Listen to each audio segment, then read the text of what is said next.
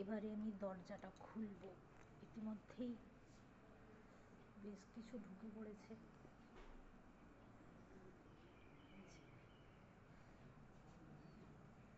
এই যে এরা ব্যালকনিতে যে যাব, খুব সাবধান, আস্তে। এই যে দরজার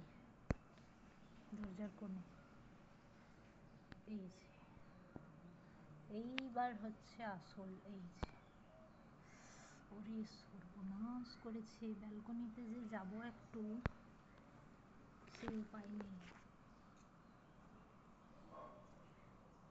যাদের বাড়িতে আম গাছ আছে বা যাদের বাড়ির পাশাপাশি আম গাছ আছে, তারা নিশ্চয়ই বুঝতেই পারছেন এগুলো কি আর কত সমস্যা হয়। এই যে পাপোশটা সকালে বাইরে রেখেছিল ঝাড় দেওয়ার সময়, ব্যাস আর ঢুকানো হয়নি, আর ঢুকানোও সম্ভব নয় রাত্রিবেলা। আজকে ঢুকাবো হয়তো, আজকে একটু বেশি পরিমাণে আছে।